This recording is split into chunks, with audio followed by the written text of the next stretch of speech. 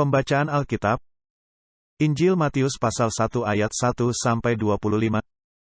Inilah silsilah Yesus Kristus, anak Daud, anak Abraham. Abraham memperanakan Ishak, Ishak memperanakan Yakub, Yakub memperanakan Yehuda dan saudara-saudaranya, Yehuda memperanakan Peres dan Zerah dari Tamar, Peres memperanakan Hezron, Hezron memperanakan Ram, Ram memperanakan Aminadab, Aminadab memperanakan Nahesen, Nahesen memperanakan Salmon, Salmon memperanakan Boas dari Rahab, Boas memperanakan Obed dari Rut, Obed memperanakan Isai, Isai memperanakan Raja Daud.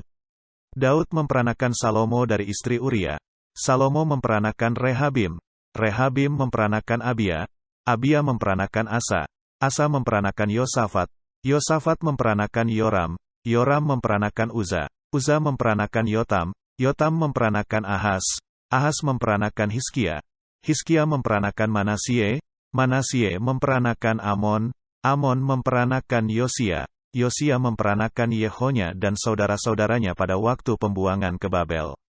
Sesudah pembuangan ke Babel, Yehonya memperanakan Sealtil, Sealtil memperanakan Zerubabel, Zerubabel memperanakan Abihud, Abihud memperanakan Eliakim, Eliakim memperanakan Azor, Azor memperanakan Zadok, Zadok memperanakan Ahim, Ahim memperanakan Eliat, Eliat memperanakan Eleazar, Eleazar memperanakan Matan, Matan memperanakan Yakub, Yakub memperanakan Yusuf suami Maria, yang melahirkan Yesus yang disebut Kristus. Jadi seluruhnya ada 14 keturunan dari Abraham sampai Daud, 14 keturunan dari Daud sampai pembuangan ke Babel, dan 14 keturunan dari pembuangan ke Babel sampai Kristus. Kelahiran Yesus Kristus adalah seperti berikut.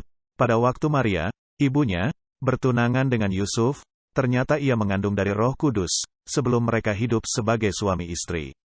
Karena Yusuf suaminya, seorang yang tulus hati dan tidak mau mencemarkan nama istrinya di muka umum, ia bermaksud menceraikannya dengan diam-diam.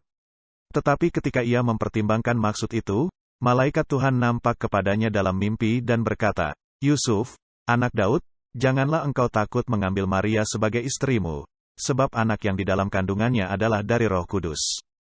Ia akan melahirkan anak laki-laki dan engkau akan menamakan dia Yesus, karena dialah yang akan menyelamatkan umatnya dari dosa mereka."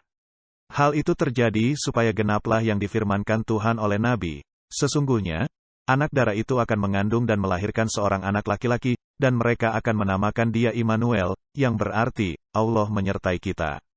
Sesudah bangun dari tidurnya, Yusuf berbuat seperti yang diperintahkan malaikat Tuhan itu kepadanya.